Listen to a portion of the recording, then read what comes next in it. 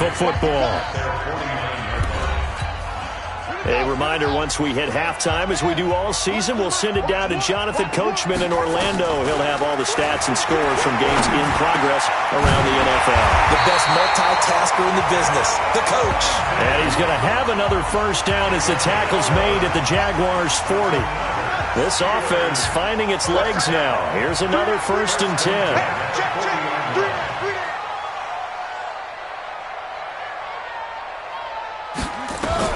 Now they go into every job wanting to keep that guy clean. They want that uniform with no grass. Now Haskins, 3rd and long.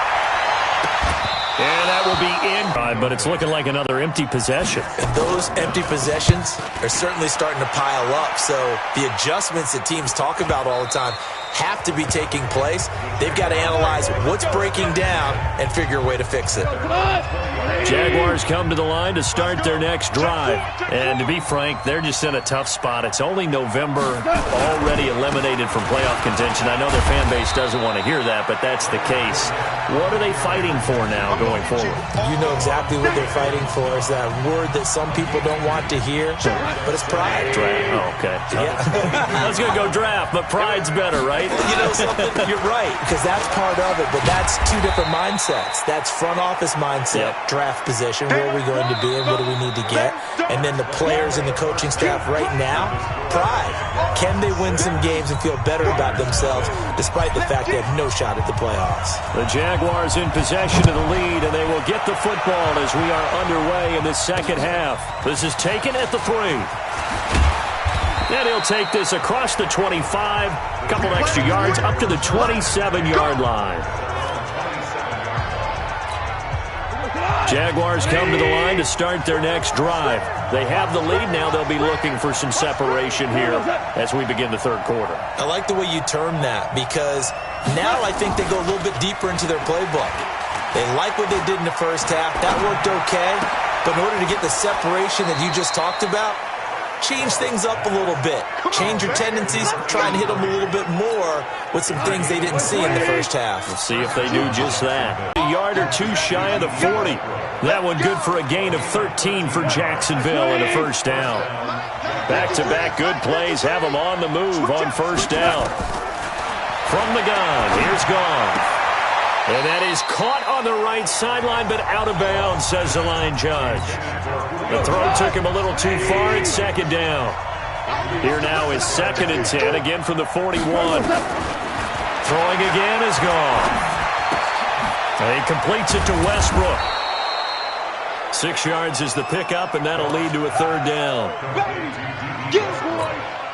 They face a 3rd and 4 after that last completion gets them 6. Goff throwing again. And that'll wind up incomplete. Bold play call there. Now it's 4th down. We've seen good cover skills on display throughout this game, really from both teams. And there's another nice example there of them making it difficult to complete a pass. And his kick is good. Oh, he just did tuck it into the bottom of that left corner. And that will make our score 9-0. So 3 field goals that he's hit now. This last one helps him stretch out the lead. He's been solid, hasn't he? And he lives up to the adage that every offensive coach has ever said to us. We want to end every possession with a kick, right? For them, it's either extra point, field goal, or at worst, a punt. In this case, it's been 3s. The Pittsburgh offense at the line to start their next drive. These guys had to punt last time. It has not been a very fruitful game. Rush coming, and he's taken down. And they weren't in zone coverage. They were in man, and each man did his job. And that looked like vintage, old-school coverage, didn't it? Man coverage reminded me of an old Raiders team. And he goes down. It's a sack. They get him back at his own 3-yard line. So, Brandon, we've sat in with a lot of coaches, and when they talk about things they want to accomplish offensively, I'm not sure that sack and sack are on their play sheet. Now it's Haskins. Going to take a shot for Gallup. That's going to be knocked away and incomplete. The safety Marcus May in there on the coverage. Credit the secondary and credit the defensive game plan. They've been in his hip pocket all game long. They understood coming in that he was a big-time receiver. Here's Jamie Gillen now as the drive goes backwards, so he's on to punt it away. And he's able to get it out of there, and this is a pretty good kick. Just a yard return there after a punt of 49. And the Jaguars go on offense, first down and 10.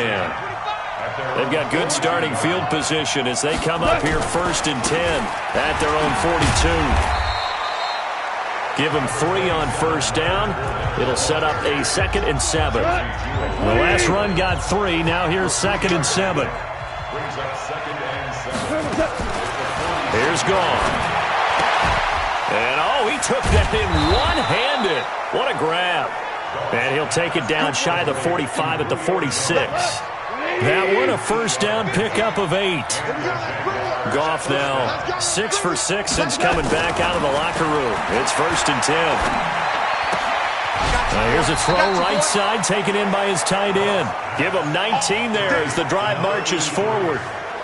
And defensively, they were in zone coverage there. Do you have to be a little careful you're losing playing against a good quarterback like he is to not play too much zone? Yeah, you have to be careful about how much time you're giving up. I think it's a good point you just brought up. So maybe if you still want to play zone, you go to a zone blitz scheme. And you can drop anyone out of your defensive front, defensive end, defensive tackle. It doesn't matter. You just exchange someone to bring more pressure towards the quarterback and still try and cover downfield. On 2nd and 12, Goff. He's got his tight end on the corner route. It's complete.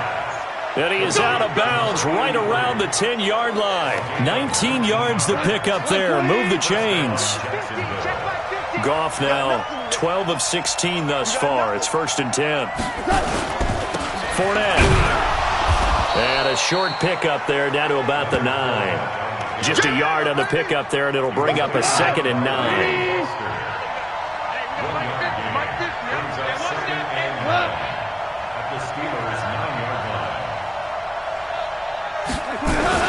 Again, it's Fournette.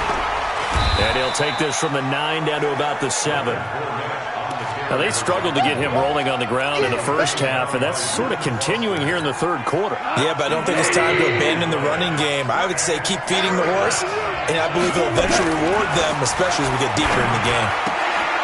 His pass caught at the 4. And inside the 5 here before he's out of bounds right at the 3. They get only 4 that time as that leads us to a 4th down. Now that tight end position, it just seems to continue to evolve every year in the NFL. Yeah, you're getting really terrific athletes. A lot of them maybe were wide receivers at one point. They continue to give you speed, great hands, and big bodies, which make them excellent targets for quarterbacks.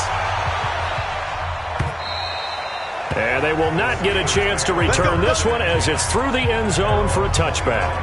And Pittsburgh getting set to take the field. And last drive, 3 and out. Still a goose egg on the scoreboard. How do they break that goose egg? They've got to find a way to get the ball in the hands of their playmakers, get them some space, and try and make a first down and get some momentum going. It's been a struggle for them throughout the game, and that 3 and out on the last possession, that told you just how stalled they are on offense. Jaguar pressure and a Jaguar sack. So one quick, easy analysis about why they've struggled so far. They keep putting themselves in 3rd and long situations. They just took another sack right there. And the offensive film section tomorrow made... Oh, the pressure too great, and he goes down once more. This has been a tough one for this offensive line. It appears almost like they've been on roller skates this entire game, the way they've been pushed around. 6 sacks given up in this one. Call it 46 yards on the punt, just a single yard on the return as he was covered quickly.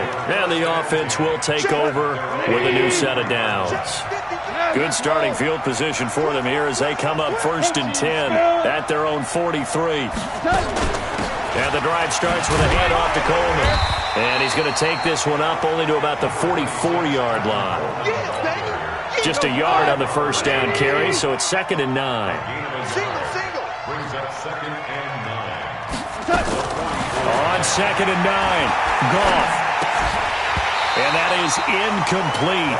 A lot of force bearing down on him there. He could not hang on. It's 3rd down.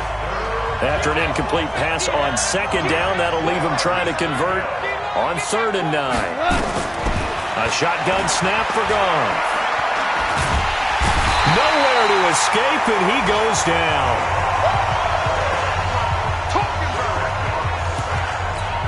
And the Jaguars send out their punter. And the way this offense has moved the ball, he hasn't been needed till here in the 3rd. Back now in Pittsburgh as we are just about set to go here in quarter number 4.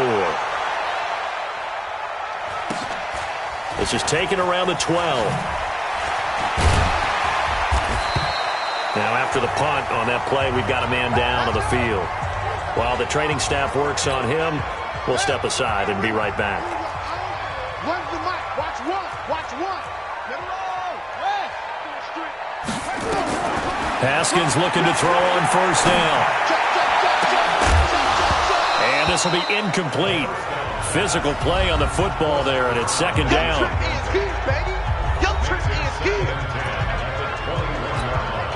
From the 21, it's 2nd and 10.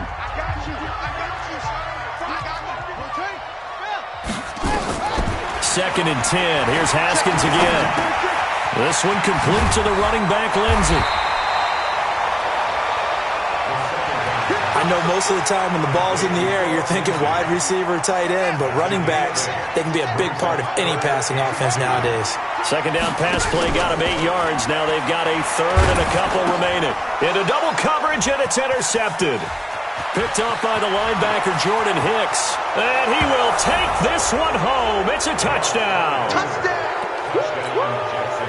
That's the story of the game. They've been suffocating all game long on defense. They were suffocating there again in a big way. And they've done it not just by out-athleting them, which is often the case, but by being able to adjust to anything they tried to throw at them and beating them to the punch each and every time.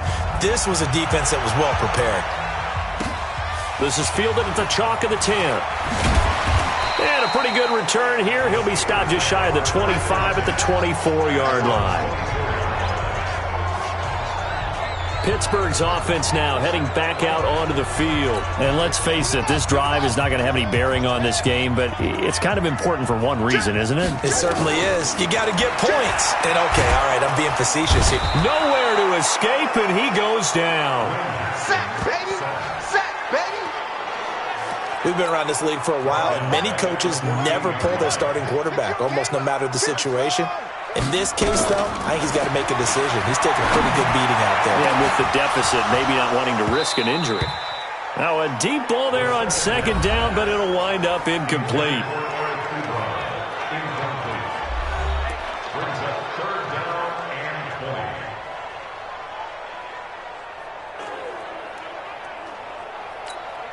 The Steelers on 3rd down. It's been a problem. Just 1 for 7 thus far. What we've seen is a defense that's well coordinated. The front and the back really in sync. The front putting on the pressure, the backside being ball hawks and picking passes off.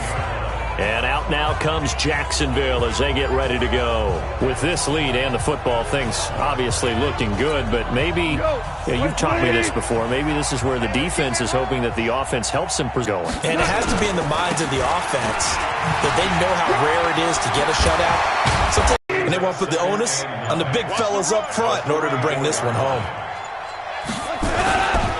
This is 4 down. Back-to-back 1-yard runs here, so that leaves them with a 3rd down and 8. The Jaguars on 3rd down, lacking much success, just 2 for 7 to this point. This is 3rd and 8. Coleman. And the tackle going to be made at the 41 as they stop him a few yards short of the 1st. Now the Steelers use the first of their 3 timeouts. It's just their first. They'll be down to 2 remaining as we step aside here in the 4th quarter. Now on 4th down, on is the punt team sending this one away. This is fielded at the 7. A big kick, 50 yards that time with a return of 4. And the Steelers are going to take over 1st and 10 deep in their own territory. Coming to you. Check it back. Throwing now, Haskins on 1st down. And he's going to be intercepted a third time. Picked off at the 16. That interception sets them up beautifully already in the red zone. And you can hear it all the way up here. Oski, everyone turn the block, find a spot, and now they're set up inside the red zone for their offense. And he'll get 4 there, down to about the 12-yard line.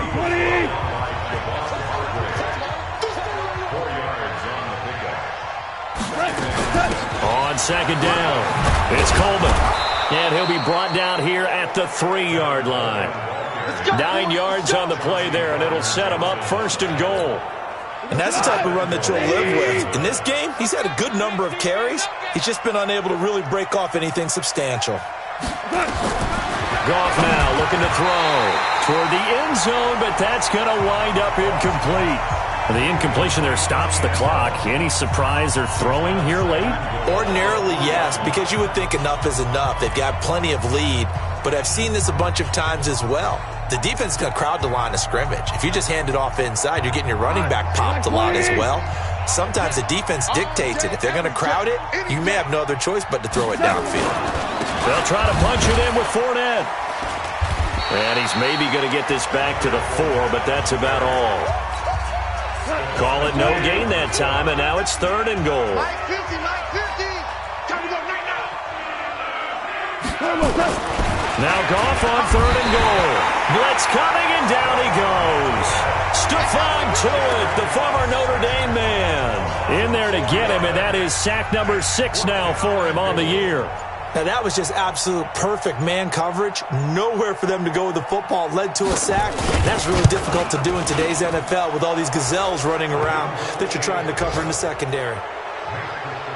So yet another field goal to end a drive. That has been a very common theme. He's now hit 5 of them in this game. Yeah, Brandon, as an offense, you hate that you've had to call on your kicker so often, but you have to love the fact that time and time again, he's come through.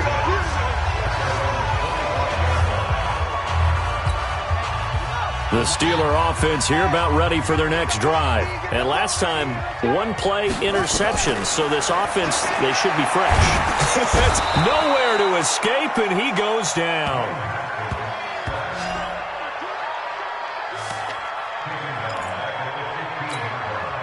And the job becomes twice as difficult now. After the sack, it's 2nd and 20.